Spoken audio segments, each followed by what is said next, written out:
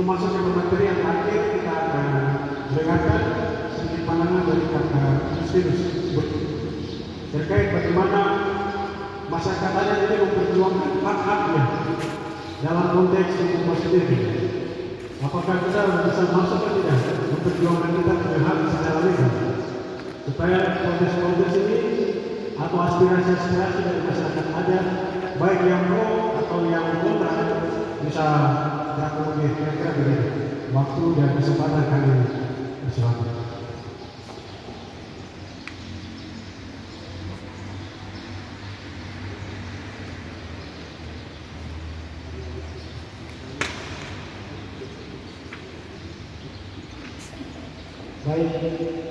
Baik, terima kasih atas waktu yang diberikan kepada kami. Pada kesempatan yang berbahagia ini, saya ucapkan terima kasih kepada para pemateri yang hadir di tempat ini. Juga abang-abang saya, terus adik-adik, ada yang adik saya, terus adik moderator yang paling ganteng. Terima kasih atas kepercayaan ini. Ya. Terus saya juga sampaikan ucapan terima kasih yang setinggi-tingginya kepada Dewan Adat Lepago yang mana melaksanakan kegiatan ini. Kegiatan ini sangat penting supaya ada pemahaman yang sama, meskipun di mana-mana kita berbeda pendapat, itu hal yang biasa. Tetapi dalam rangka untuk melindungi atau memproteksi masyarakat Papua ini pada umumnya, dan khususnya masyarakat Provinsi Papua Tengah, ya, dari tentu ada perkembangan rakyat ini juga kan tentu ada press dan industri yang begitu.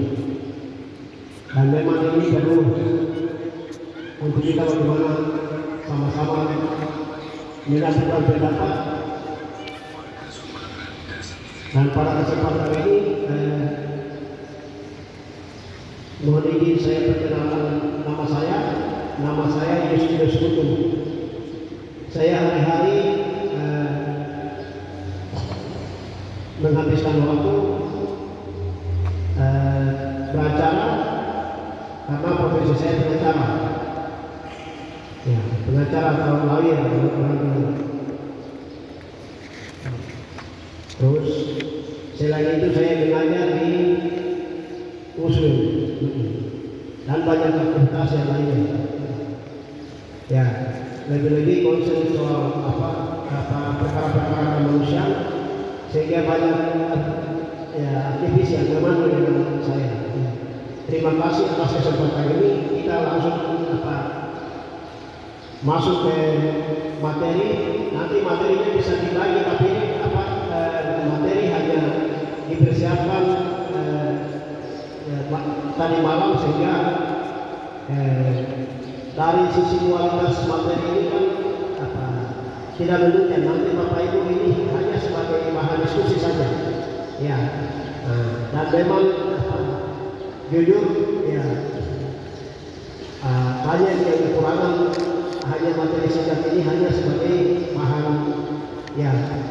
bahan diskusi di saat ini. Saya lanjut. Baik, Bapak Ibu bisa perhatikan di makalah singkat ini.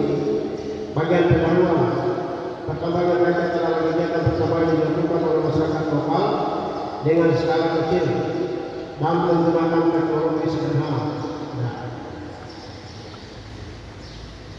Nah,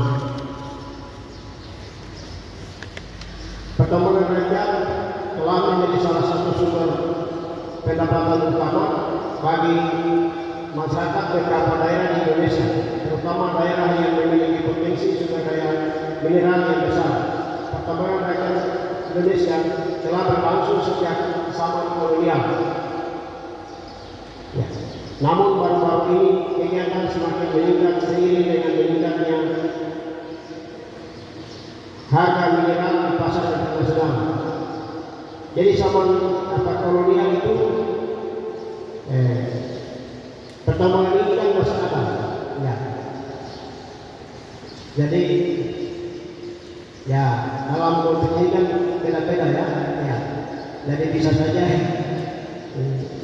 apakah Papua ini juga dalam kondisi itu atau tidak itu menjadi bahan refleksi kita. Lanjut. Pertambangan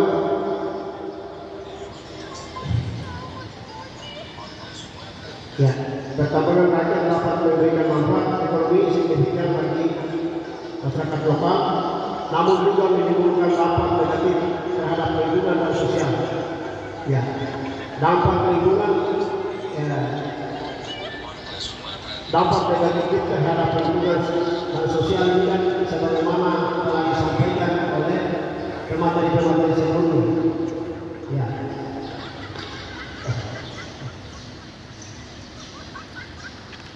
Ada pun faktor-faktor yang mempengaruhi pertambangan rakyat di Indonesia. Pertama, ketersediaan sumber daya mineral.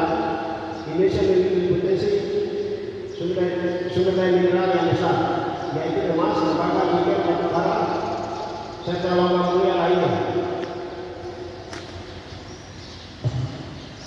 Dua, kemiskinan dan pengangguran.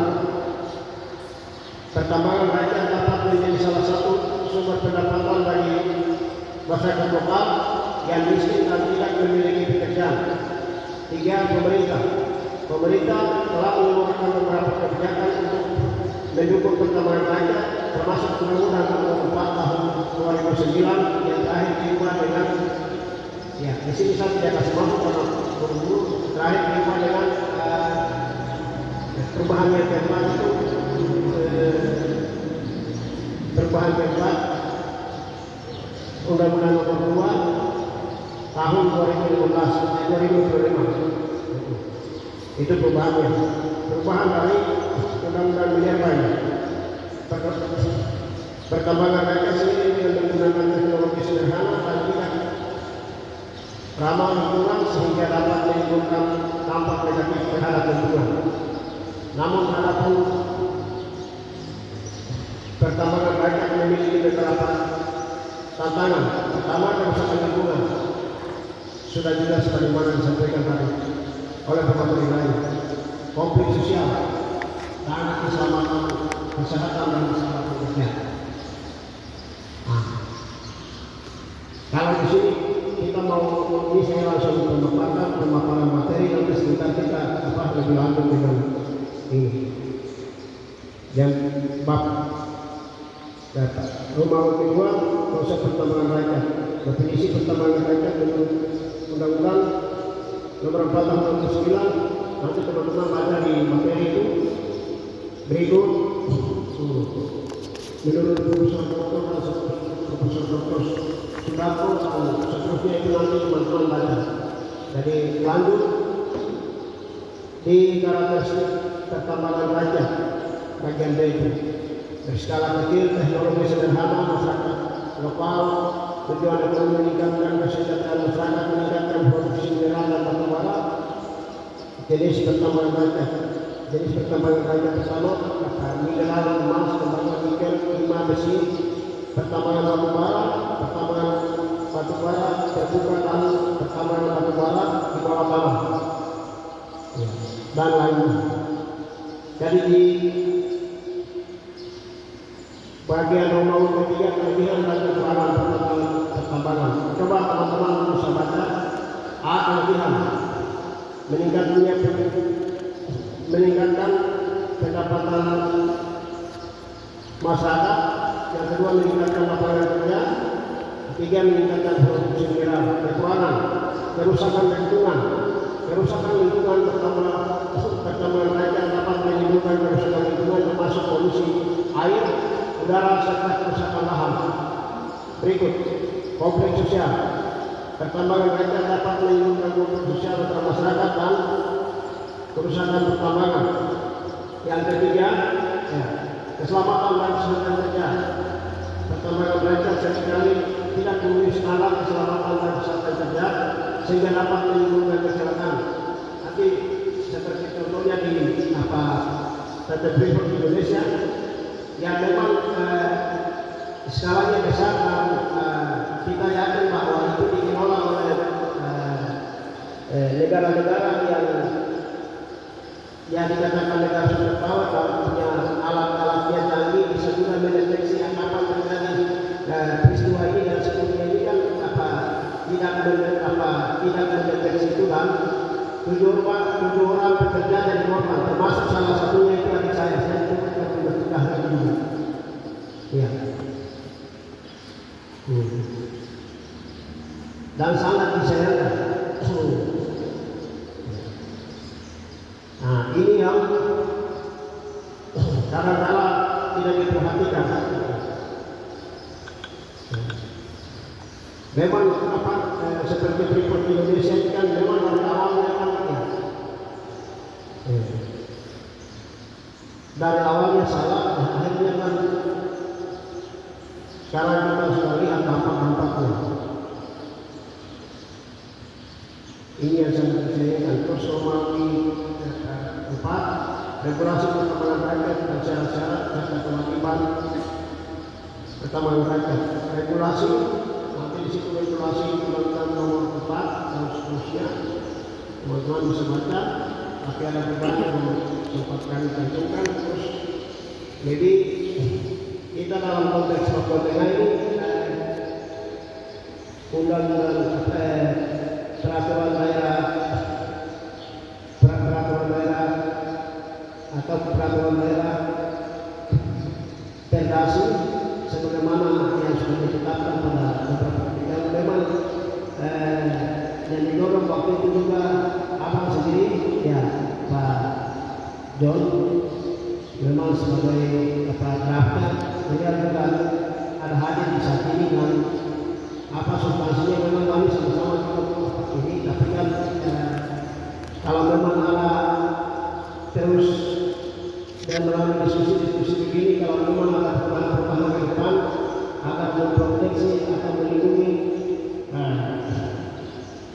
semua kepentingan itu yang kemudian di dalam aturan pertambangan rakyat itu ya bisa juga nanti disampaikan ya dan memang sekalipun aturannya dirumuskan bagus-bagus ya tetapi juga terkadang dalam action yang tidak sejalan dengan aturan yang dilakukan itu. Memang ini menjadi suatu kendala sehingga ya perlu diperhatikan. Ya ada berikut yang studi kasusnya, studi kasus pertambangan kita, studi kasus di Kalimantan Tengah dan bisa kita ambil itu. Rumah Kalimantan Tengah ini pertambangan emas skala rakyat jumlah pekerja dan seterusnya bisa diperhatikan. Studi pertambangan kalau kita lanjut sampai ini kalau kita di Papua ini nama Papua Tengah ini kan apa pertambangan emas ilegal kan selalu menjadi di mana-mana. Nah ini juga terjadi konflik ya antara masyarakat dengan penambang ilegal itu selalu saja terjadi. Sekarang kemarin wagia yang jadi korban terus di mana-mana ya di sini di Papua di atas ini banyak penambang ilegal sehingga kalau memang ke depan dengan aturan yang telah digodok oleh Papua Tengah ini ya mudah-mudahan bisa memproteksi, mudah-mudahan bisa mendukung pelaku-pelaku usaha yang memang berangkat dari yang tidak ada begitu. Ya. Itu baik penutup. Jadi dari makalah singkat ini kami menyimpulkan bahwa pertambangan rakyat dapat memberikan dampak positif bagi masyarakat lokal seperti peningkatan dan terciptanya lapangan kerja. Namun di samping itu pertambangan rakyat juga memberikan dampak negatif seperti kerusakan lingkungan dan konflik masyarakat tanah. Saran kami, pemerintah harus meningkatkan pengawasan dan penegasan hukum terhadap pelanggaran masyarakat lokal harus dilibatkan dalam proses pengambilan keputusan terkait perkembangan rakyat. Berikut kedua adanya program reklamasi sebagaimana disebutkan tadi oleh teman-teman pembicara lain, dan rehabilitasi lahan bekas pertambangan rakyat. Kedua adanya program peningkatan kapasitas masyarakat lokal untuk mengelola pertambangan rakyat secara berkelanjutan atau kontinu. Ya, untuk pemaparan materinya cukup sekian, dan apabila ada kata yang kurang berkenan mohon dimaafkan. Terima kasih. Waktu selanjutnya kami kembalikan kepada moderator. Berikan info. Saya kira peserta yang hadir bisa lebih sudah memahami, karena sudah ada juga naskah yang dibagikan tadi, kita bisa baca. Jadi pada intinya KPU sini mau mengangkat soal perdebatan ini, bagaimana dia punya kelemahan kelebihan semacam itu. Jadi kira-kira tadi usulan-usulan yang harus diperhatikan atau poin-poin yang harus diperhatikan supaya tidak ada dampak yang lebih besar. Kira-kira begitu.